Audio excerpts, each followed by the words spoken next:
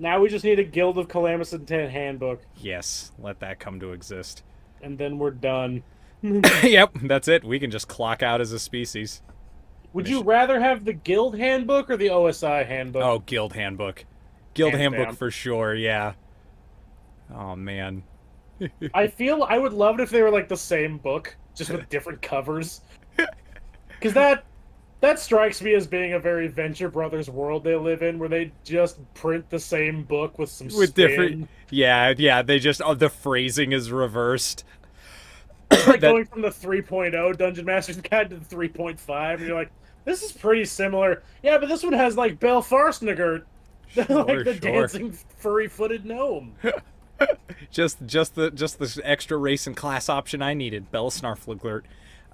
Delicious. Did I ever tell you I had a teacher when I was in college? I had a teacher who wore a Guild of Calamitous Intent hoodie. Oh, that's awesome. It's fucking cool. It's one of my art teachers. She was great. Really good teacher. Those are always the ones. Those are the ones that got the good shit. Absolutely. I mean, you come at me in a Guild of Calamitous Intent, hoodie. I'm gonna take you significantly more seriously than the average bloke off the street. And blokes. Bloke is a joke, I is.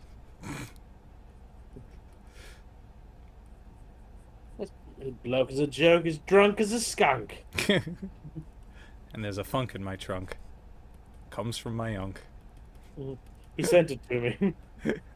I wish Disgusting. he hadn't. I wish you hadn't. Eggs and milk. Disgusting. But effective. Damn you, funk grunk. Damn you, funk grunk. He literally ruined my eggs and milk. He took them out of the fridge and put them in with the pots and pans so I would find them when I was trying to make pudding.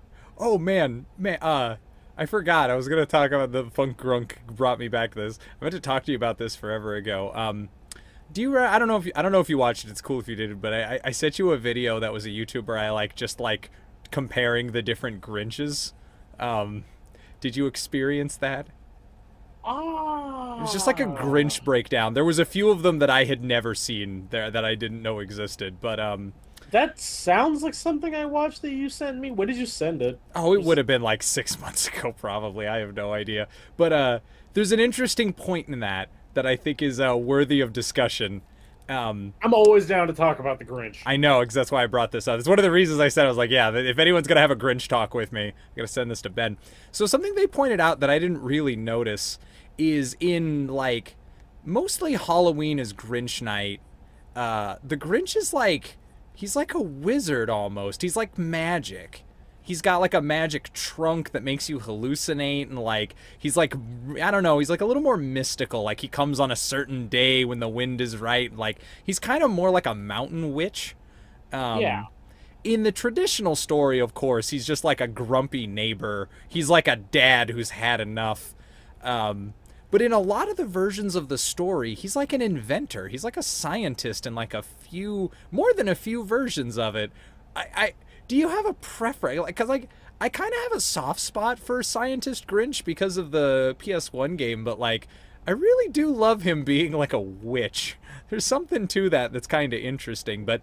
to me, he's always gonna be like a garbage tinkerer Yeah, who like just like builds shit out of junk. It makes him an interesting contrast to the Cat in the Hat. Who's clearly magic. Who's clearly magic, yeah. But he has a similar... I mean, of course, because they're both Dr. Seuss characters, but they both kind of get the same results. But it kind of makes the Grinch seem infinitely more principled, because he works really hard. Oh yeah, he can't just snap his fingers and make garbage happen. Yeah, exactly. Like, I guess I'm assuming that the Cat in the Hat didn't, like, learn how to... cat stuff, like magic cat. Maybe Felix the cat was his mentor. I don't know. They do have a lot in common. In that one like sing-along thing, they do establish he went to Cat Tech. I see. So he is a graduate of like MIT Cat Tech. I said that out loud and now it's sticking with me. Hang on. When was the Cat in the Hat published? It's like the 60s, right? Am I crazy? Oh, 1957. When was Felix the cat? They're both magical cats with like bags with special stuff in it and umbrellas. Felix the cat is earlier than Cat in the Hat. From 1919.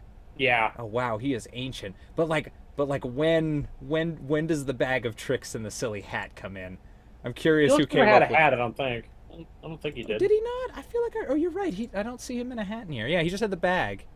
Fun fact about Felix: apparently that was the I don't know if it was the first animated character that did this, but before that, Mickey Mouse just kind of he just did whatever. He was like pure id. He didn't have to like justify stuff. If he just grabbed a cat by the tail and like threw it, he just did it. I mean, he didn't need like a reason. Yeah, well, like early Felix was, cartoons like, were like that. The point was to prove that you could animate it. Like that novelty was plenty. It's the same as the train coming toward the screen. Yeah. But drawn. But apparently, yeah, Felix the Cat was one of the first cartoons that had a working internal monologue to his actions. Interesting. So they would actually animate him like thinking and considering things and then doing something, so that you could follow his train of logic without having to have words. Fascinating. Kind of neat. It seems like a real it seems like a thing that you'd be like, oh, of course that's how you did it, but like there was no need for that in animation up till that point. So it is cool that that was the first like landmark person to like go in and actually script it out properly. Yeah, fun little thing for Felix. Yeah, super neat, super nice. I drifted there though. Yeah, so you like Junk Tinker Grinch.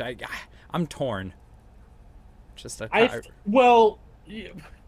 I'm also stuck in this world where for the longest time I believed there were different kinds of Grinch. Oh yeah, it was the monkeys that got you mixed up, right? It was the gorillas from Horton Hears a Who. Yeah, the gorillas. I specifically remember them being normal-sized Grinches that were purple, and I held on to that for decades. And then I think we went back and just watched it, and they're just gorillas. I don't. They just look like the Grinch. They're just very Grinchy because they also serve like that role. They're also dicks, aren't they? Well, yeah, they're also like asshole henchmen that just for some reason kowtow to that fucking kangaroo. It really is a story about an angry PTA mom. It's definitely the first Dr. Seuss Karen. Yeah, prescient that story. I think that story is an allegory for like Ted Giesel's first HOA. Where it's just like, no, Ted, you can't have the fountain in the front. It's my fountain, why can't I? Whatever the fuck I want in the front. You can't tell people that your fountain's full of tiny creatures. Why not? Why not? It is. There's a frog in it. I tell my wife and my mistress. They know about each other. I'm Dr. fucking Seuss. You know who I am? I'm the S-Man. The Swiss in Swiss. I'm Dr. Souse. Dr. Souse. That's got to be a rapper. Hang on. If it's not, it is not. Now for another game of Is That Real? Dr. Souse. Don't give me Dr. Seuss. Pamela. Oh, Souse is just a regular name. Never mind. Well, there's many Dr. Souses.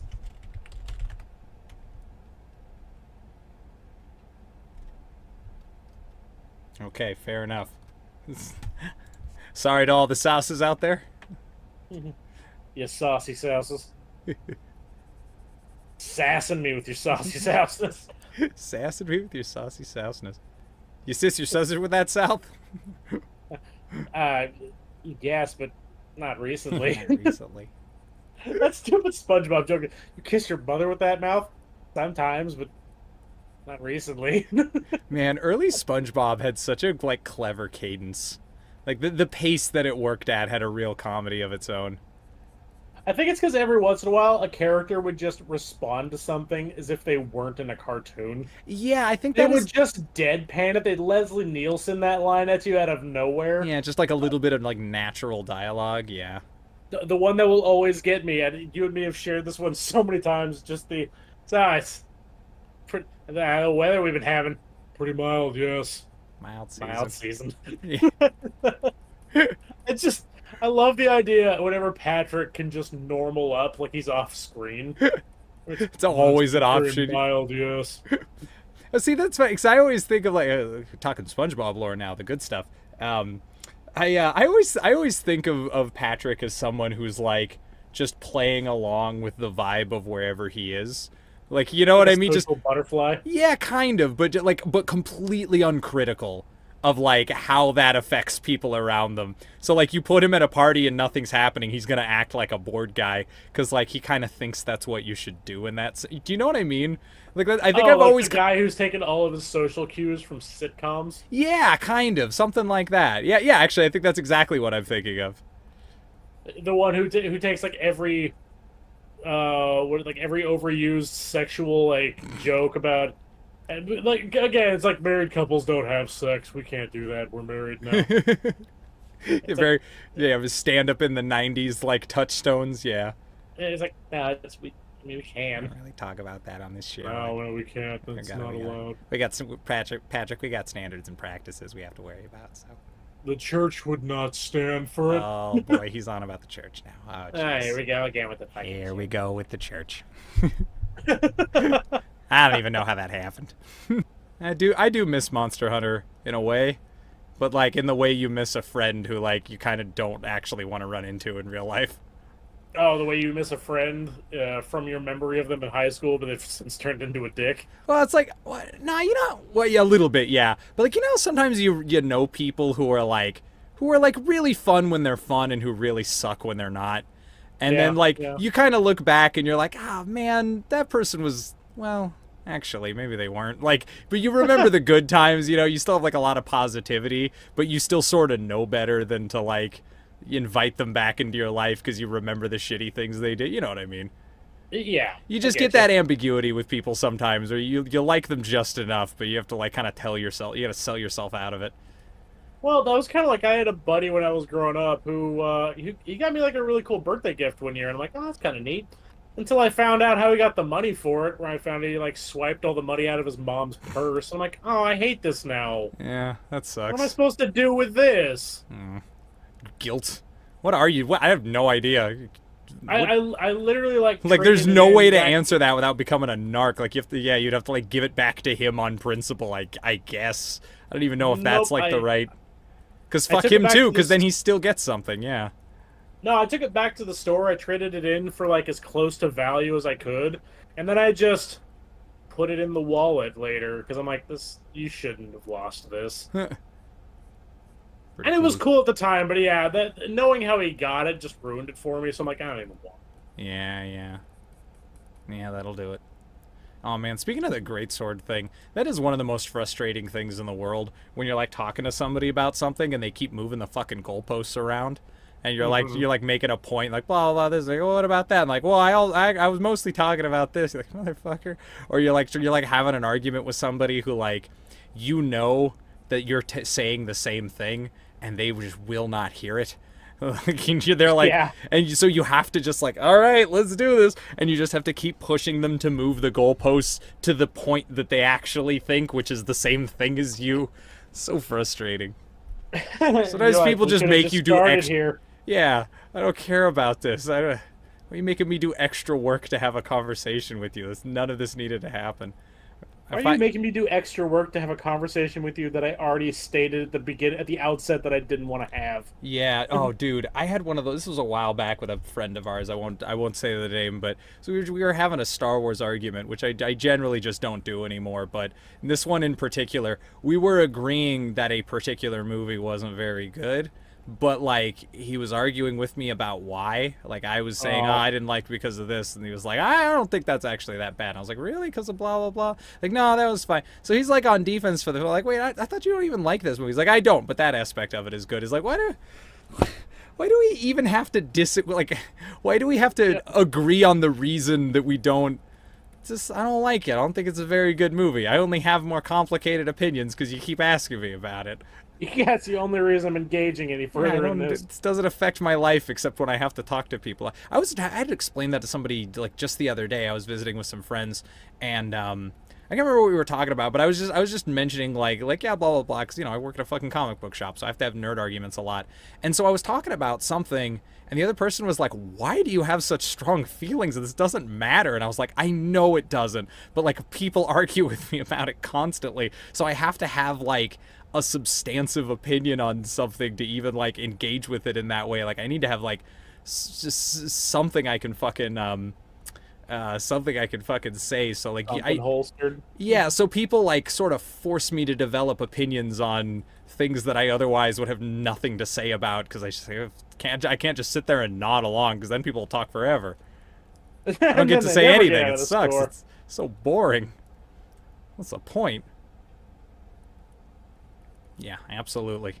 It's also very annoying when I'm at work and people take conversations over. Not because I need to be in charge of conversations, but like I need to be loose, because I need to be able to break away and like talk to other people about other shit, because I'm at work. But people get like really locked into like what they're saying to me, and I break away and they keep talking at me while I'm like trying to do other shit.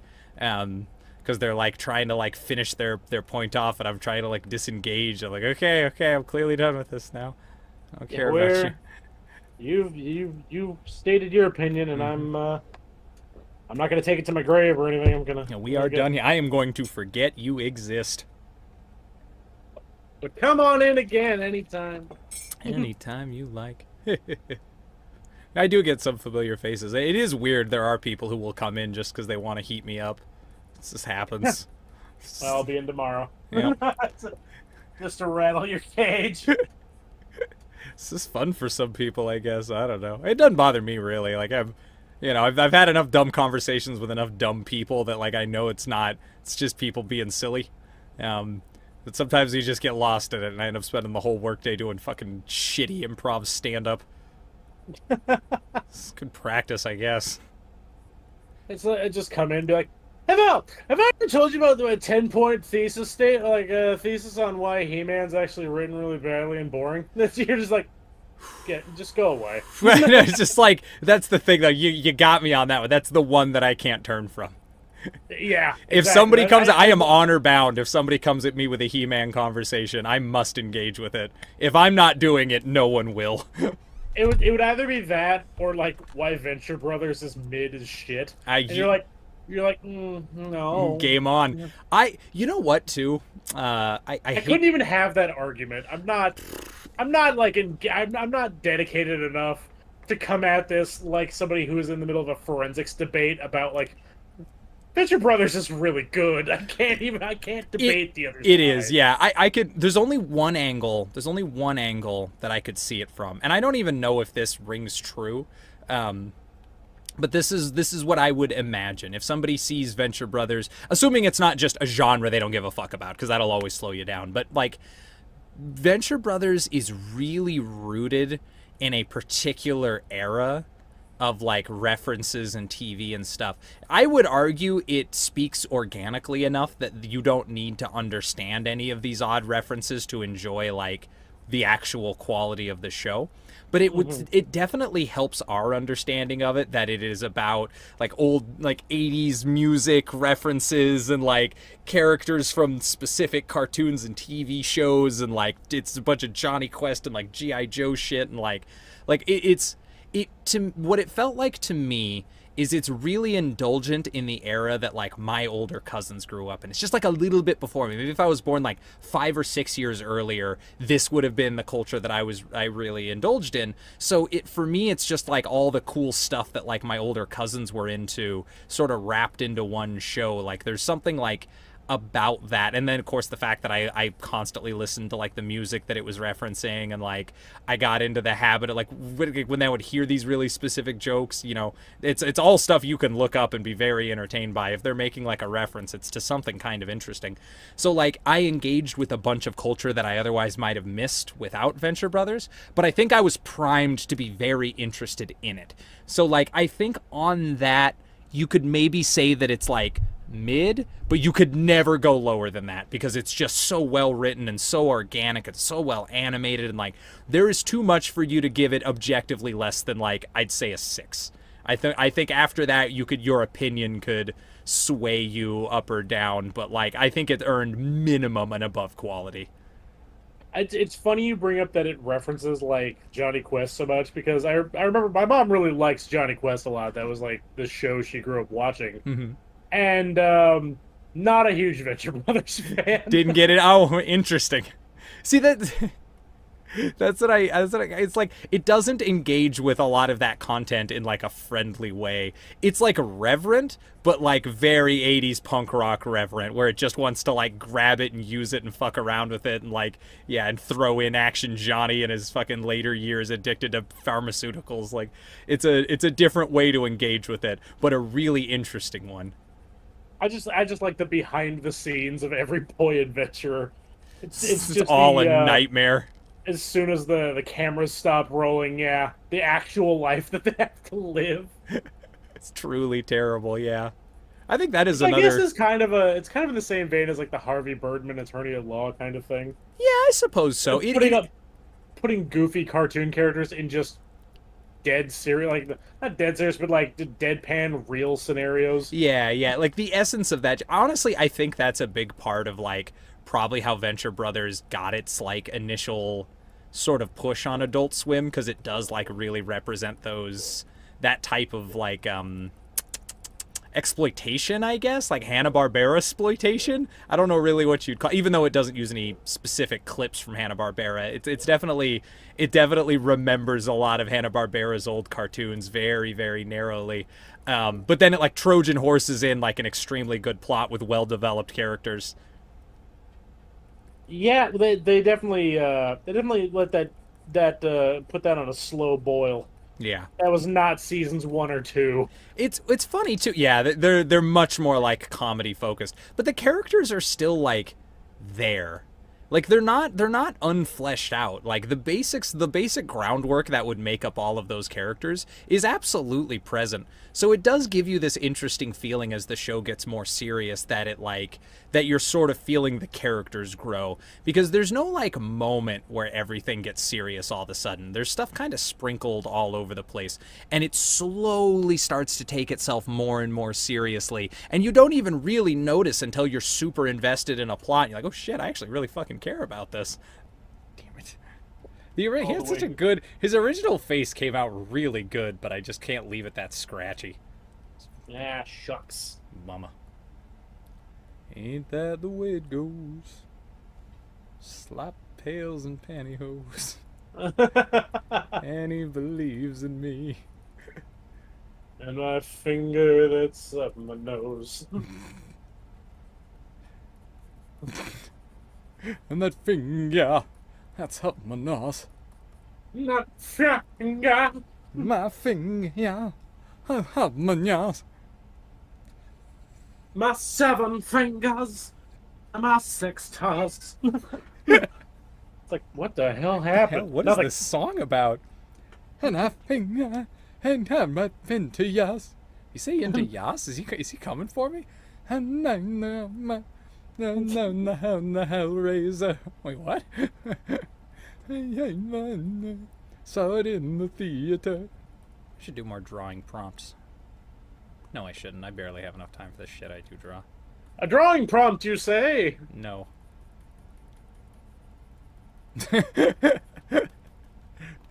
There's going to be a prompt today. There won't be a prompt, hooray. A wealthy robin flexing their muscles and showing off their sweet, sweet bod. I said no. I don't wanna. Oh, you want another one? No. Please stop. Make it stop. Joker, but as a hitman boss.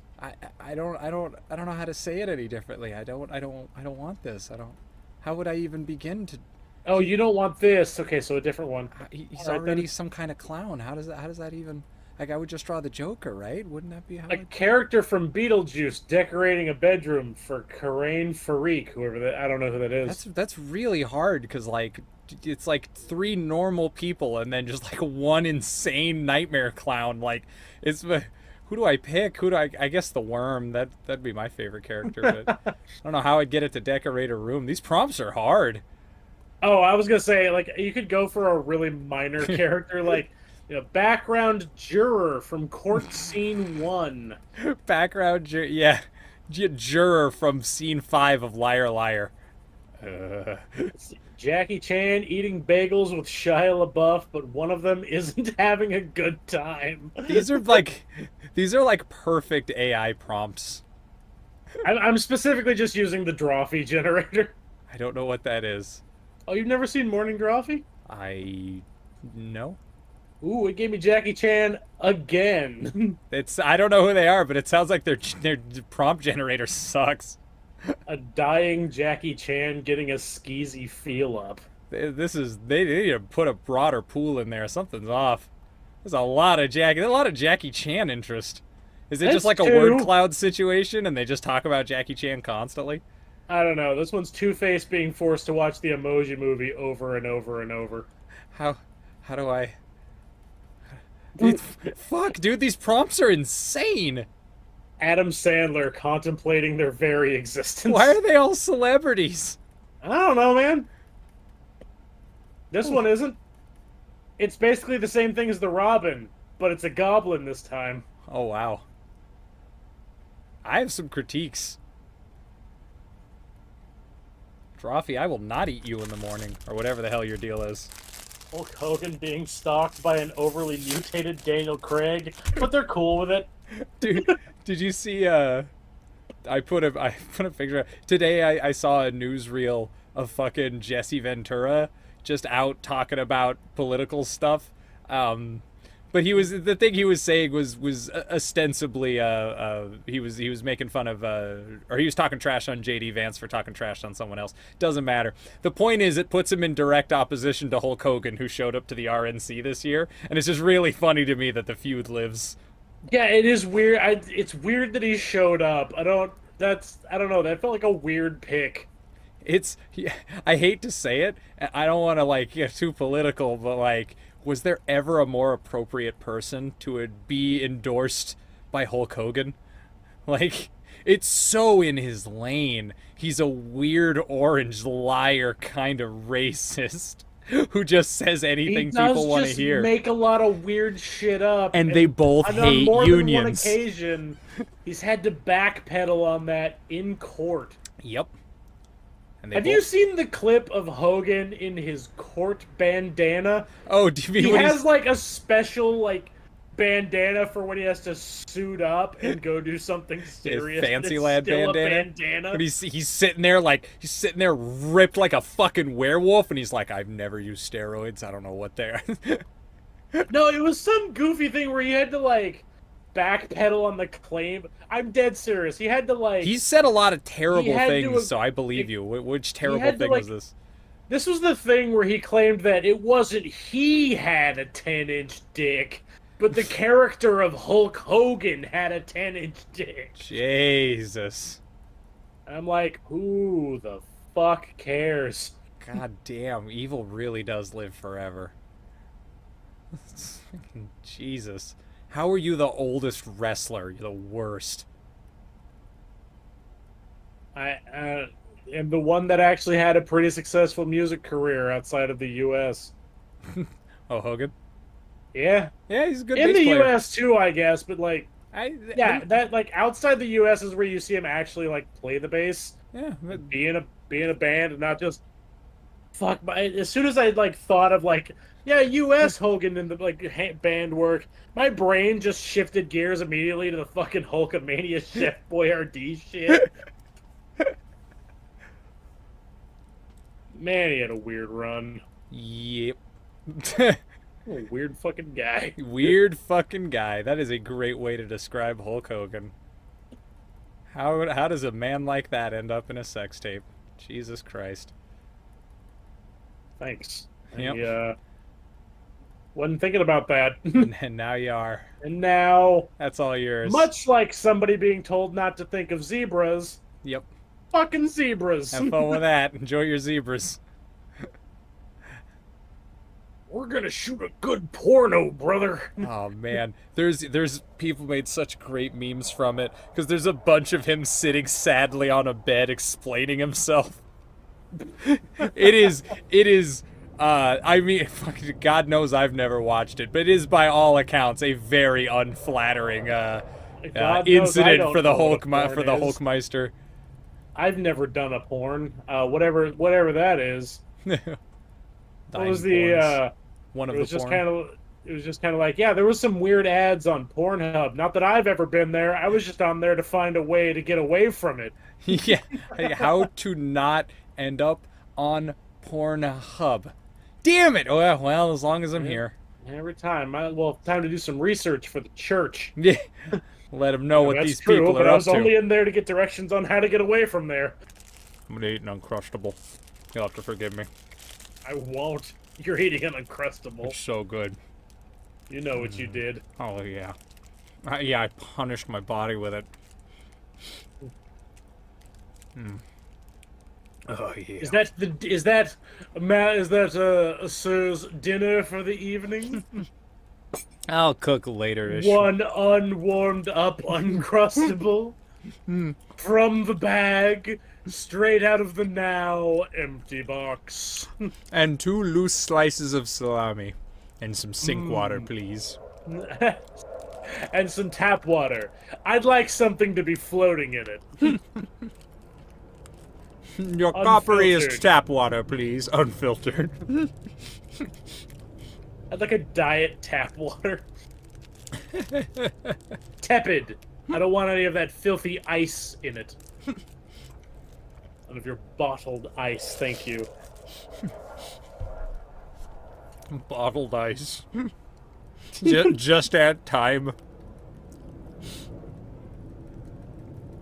It's funny because I've gotten to this point, like, it was so hot that I wasn't doing like ice cubes. I was going out of my way to buy snack-sized Ziploc bags to freeze bricks of ice so that they would take longer for them to melt.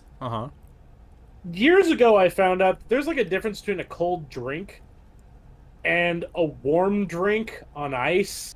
It's so much better when you have a warm drink on ice. I don't know why. It tastes so good. Like, kind of like just throwing ice in your coffee? Kind of, but like...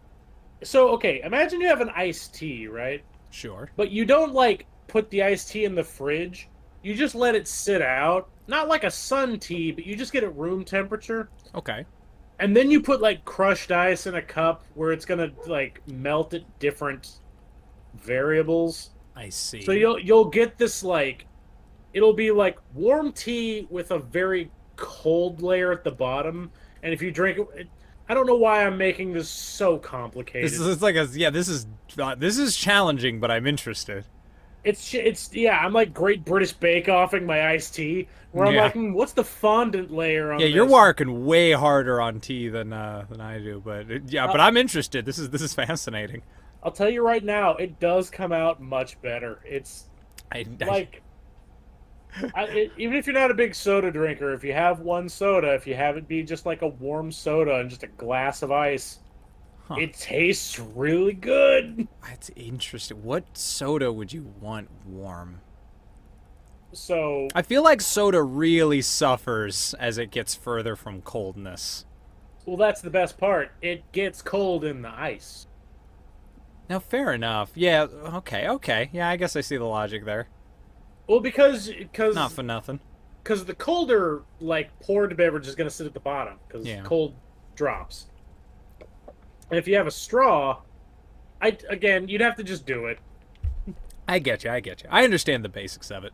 You'll never have that experience in, like, a restaurant because they give you cold soda and a cup of ice. Ben, what you have basically invented is a bong, but for tea or soda. It's really good. Yeah, so are bongs. I don't know if you know. Sorry. Oh, water pipe. Yeah, my bad. You know, if you go to a smoke shop and you ask for a bong, they ask you to leave. Gonna go in and get a water pipe. Water pipe, please. I like a water pipe in the douchiest box you can find, because I called it a water pipe. Make sure sell it to me. Make sure the design of the pipe as well just really makes people think the worst of me right out the gate. That's kitschy. If you could find me like a Rick and Morty water pipe. Oh, that'd be perfect. Like in a novelty shape. Yeah. Can I? Do you have? I see these ones. Do you have ones that don't look like dicks? No, all of them. Do you at least have one that's circumcised? No, all of them. Like if you go all right, just give me your finest cock pipe then. I guess I'm gonna smoke it. There you go. I would just like a dick flute that I can smoke out. I would love a dick flute. Oh my god. I'm sure it exists, of all the dumb novelty crap. Like, a recorder already looks like a dick flute. It would be worth learning to play. I'm sure somebody's modded that into Ocarina of Time. A dick Just flute? a dick flute. Why? Because why would also but mostly why? Because while Rule 34 exists, there's also a version that's just for the modding community. Oh, that's if you can think of it, it's been modded into like Skyrim already. Ah, okay. I thought never mind. That's not where I thought you were going. I thought you were gonna say, like, you know, there's like Rule 34. It's like you could say, but there's like the way more hardcore version of it that you can only enjoy. Like, it's designed by modders for modders. Like a secret decadent type of Rule 34 that's one step closer to reality. Oh, it's Rule 34, but just for creative savants. Yes. I can only put smut. Secret back room, only the finest quality Rule 34. We can actually make all of it photorealistic. We just don't tell you plebs. The stuff we keep for us. You think we artists would release all of our finest goods to you peasants? No. The Cabal keeps all our secrets. You don't think we could upscale a 64-bit game so that Mumbo has real wooden textures on his mask, and instead of selling you magic, now hands out butt plugs? You don't think we could do that? And it's beautiful.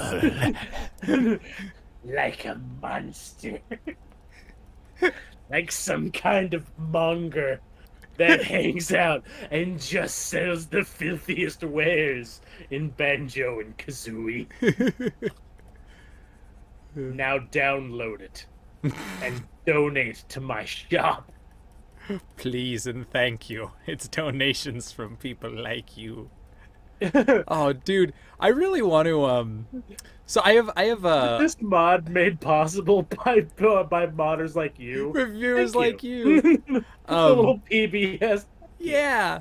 Dude, I really want to. I have a bunch of like really good short skit ideas that I want to make some compilations of in sort of a like a Robot Chicken style, like kind of channel changing gimmick. But I think I would actually, I think I'm actually gonna, on a very simple level, like make it a consistent like TV thing. Like, I'm not gonna make it super like whacking off the wall. I'm gonna keep it mostly grounded. But anyway, I want to do that, and yeah, I want to mix in there a like the like and subscribe like type thing, but in the form of that exact. It's like one of my earliest memories as a human being is you know, made possible by the funding of these foundations and viewers like you. And thank you. I just really want to do that. I like it. It makes me happy. This video made possible by your shithead dick mouth comment. Thank you. Speaking of just like editing stuff, I want somebody to make like a green screened canvas version of a Bob Ross paint tutorial. And I want him to be slowly painting really shitty and glitchy looking AI hentai. There we go. We're gonna paint a happy little bush on there. That would be amazing. If there was a crowd for it, I would do that in a heartbeat. I would switch over to Picardo or something where there's fucking no rules on what you can stream, and I would absolutely Bob Ross up adult pictures all fucking day. That would be so much fun. I guarantee you there is an audience for it. I don't know them. They have to find me. Doesn't everybody? Isn't that just the world we live in? I guess that's true. Just have to yell louder, I guess. If you paint it, they will come. Hopefully after watching and subscribing. I sure hope so. Oh boy, I hope so. Oh golly, here we go. I'm gonna get out my tablet and drop some titties. Titties with titties. Specifically these back titties right here. Or biddies, if you will. Doesn't sound quite as sexy, but it's very efficient. Man biddies? Man biddies. Bum bitty bitty bitty bum bum. Bum bitty bitty bitty bum. Bum bitty bitty bitty bum bum. Bum bitty bitty bitty bum. Do do do do. Happy memories. And that's as far as that goes, because that's the joke. That's the whole joke. We did the whole joke. Did all the parts that were worth doing. Yep. You could basically We skip did the that movie. bums. We did the biddies. Do you like that movie? I do. I kind of do too. I couldn't. You know why? I like it because it doesn't have a bad song in it. That's a fact.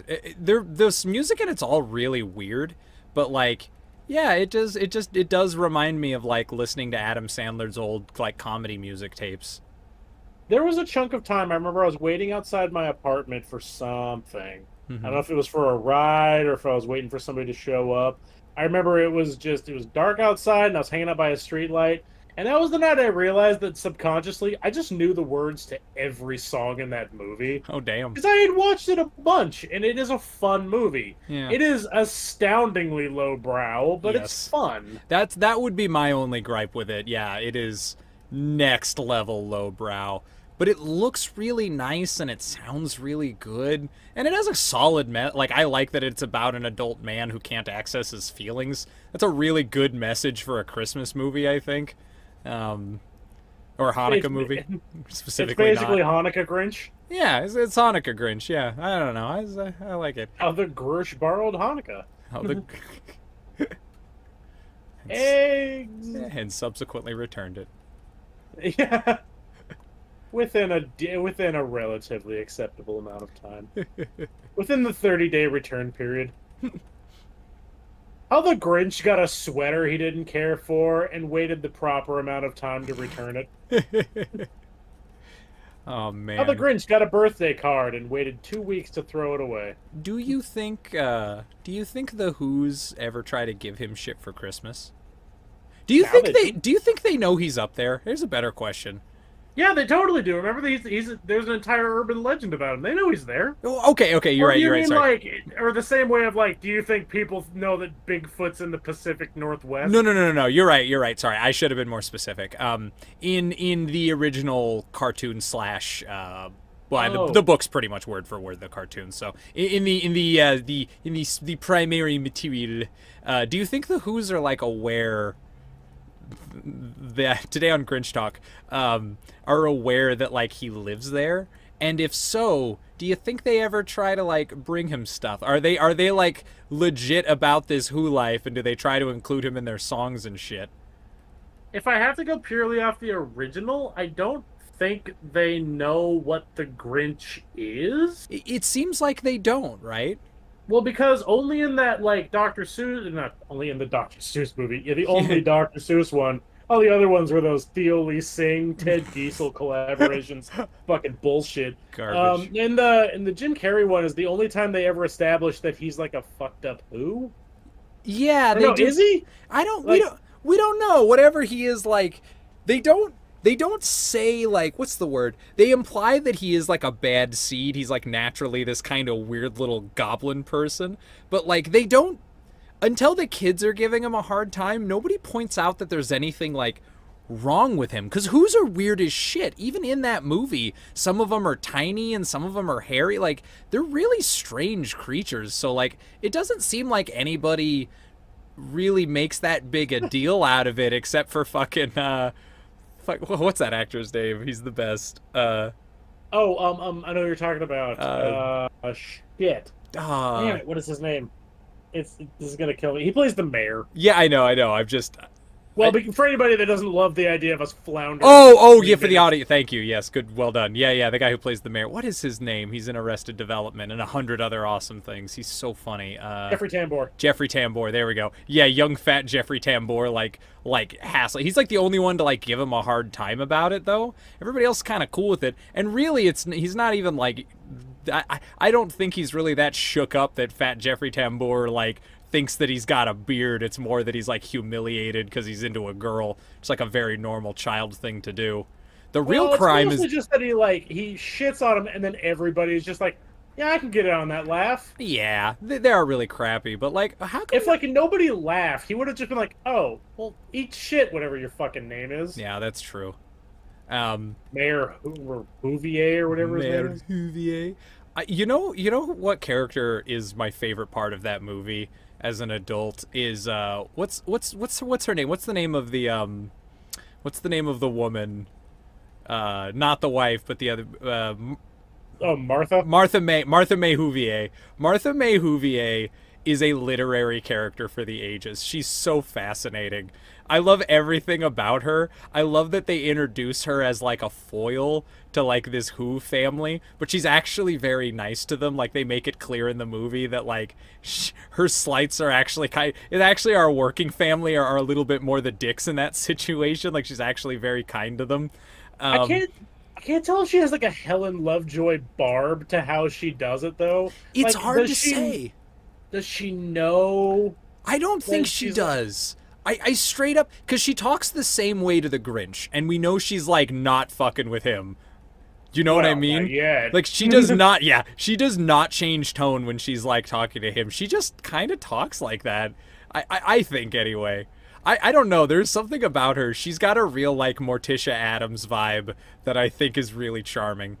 Look, and there's like the bit where she's showing off like the fucking like the Christmas light gun. Yeah. Like I don't know if she's doing that with a pinch of salt, like if she's trying to rub it in, or if she's just genuinely happy to show it off. I'm not sure either. She seems to be jazzed, but like she also doesn't seem to really have any other friends. So like I do kind of imagine she does sort of want to show. I don't know, like it's hard to say, but she doesn't do anything malicious. She's just very like performative. She does like a whole thing and like shoots a thing on the wall, and like does her dramatic like barrel blow thing, but like she doesn't talk smack or anything, you know? As she gets home later, she goes inside, pours herself a drink. Linda didn't seem to like the gun. I would have lent it to her. I don't. Oh, what's the name of that actress too? She's I think. Yeah, I know. Little Shop of Horrors and. I've been trying to think of it since we started talking about her, because I know her from a lot of stuff. She's great. Just she adds a lot of. I think that is like a big help. Really adds a lot of life to the character. But it's just such a strange affectation that she's there to have like to just be fucking horny for the Grinch. Like that's her character. That is her drive in the movie. Good for her. Yeah, for real good for her. And she was like unabashedly into him from day one. Like she is like you know what? She's pretty honest. Yeah, but straight up. I did. Although, I mean, she did get a giggle in at the beard joke. She did. I guess it was a pretty good slam. Kind of funny. It was Young funny. Jeffrey Tambor was a crack up. it was funny. Like if the Grinch had laughed along with him, he could have flipped that situation around. But he doesn't have good social skills because he's a little goblin person. Oh, that's not. I'm cheating, by the way. I'm looking up the name because go ahead. Please. Well, because I should have been able to remember Christine Baranski. I know her from a lot of stuff. Christine Baranski. There we go. Thank you. I was getting her mixed up with like a bunch of actresses that I knew from that time who I haven't seen and stuff recently, so I wanted to like